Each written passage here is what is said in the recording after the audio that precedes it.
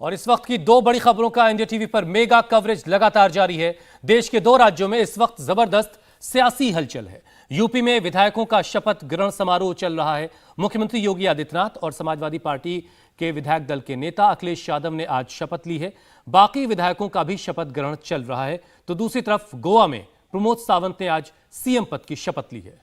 और सावंत के साथ 8 मंत्रियों ने भी शपथ ली है। प्रमोद सावंत के शपथ ग्रहण समारोह में प्रधानमंत्री नरेंद्र मोदी भी शामिल हुए हैं। और दो तस्वीरें आप देख रहे हैं, दो सबसे बड़ी खबर भी है, क्योंकि अगर बीजेपी के लिहाज से देखा जाए तो 4 राज्यों में उनकी सरकार बनी है और यूं कह सकते हैं कि चारों ही राज्यों में उनकी सरकार रिपीट हुई है। उसमें ऐतिहासिक रहा है। जैसे उत्तर प्रदेश की तो तस्वीर देख रहे हैं, योगी आदित्यनाथ जो दूसरी बार मुख्यमंत्री बने हैं, और साथ ही साथ उत्तराखंड में भी सरकार रिपीट होना एक ऐतिहासिक लम्हा था। और जिस तरह से प्रमोद सावंत ने जिस तरह के हालात में पार्टी थी और उसको वहां से निकालकर वापसी करना, वो अपने आप में भी एक ऐतिहासिक रहा है गोवा में भी। और हमारे साथ दो खास मेहमान हैं, हर्षवर्धन त्रिपाठी सीनियर जर्नलिस्ट, इसके अलावा सुधीर सूर्यवंशी, आप भी वरिष्ठ पत्रकार हैं, दोनों हमारे साथ लगातार बने हुए हैं। हर्षवर्धन जी, बार बार ये बात कही जा रही कि 22 के जरिए 24 का एक पैगाम देने की कोशिश है, और यही वजह है कि अलग अलग राज्यों में जब शपथ ग्रहण हो रहा है तो एक अच्छा खासा हुजूम, बड़े बड़े तमाम मंत्री, नेता और यहाँ तक कि प्रधानमंत्री खुद शामिल हो रहे हैं। मैसेज बिल्कुल क्लियर है, लाउड है। निश्चित तौर पर। और इसमें एक बात जो साझा है वो ये कि तीनों मुख्यमंत्री ये युवा हैं। ये तीनों मुख्यमंत्री अभी नई जो बीजेपी है उसके चेहरे के तौर पर हैं।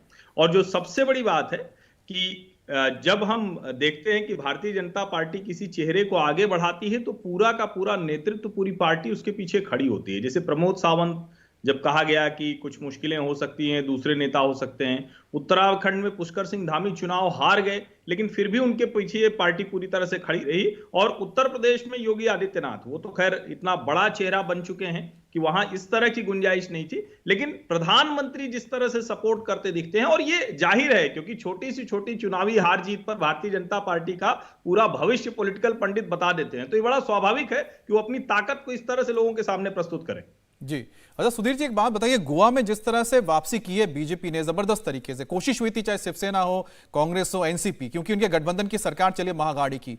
अब क्या लगता है कि महाराष्ट्र में इसका कुछ असर होगा, क्योंकि लगातार कोशिश तो हो रही है कि वहां पर बीजेपी एक बार सत्ता में आए?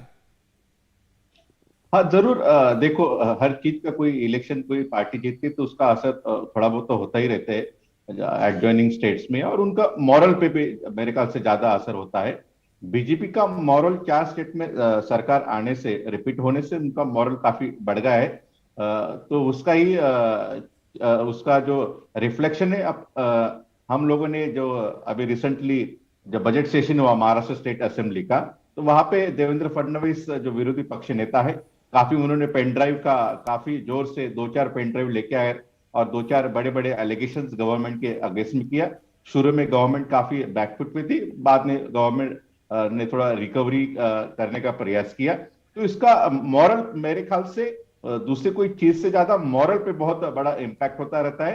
बीजेपी का कार्यकर्ता का, नेता का मॉरल काफी बढ़ गया है, इसलिए वो जो प्रयास कर रहे थे सरकार गिराने के और अपनी सरकार बनाने के, उसमें काफी मेरे ख्याल से एक्सेलेटर जैसे गाड़ी। इंडिया टीवी हर वक्त हर जगह डाउनलोड करने के लिए सर्च करें India TV news Google play store या ऐप स्टोर पर।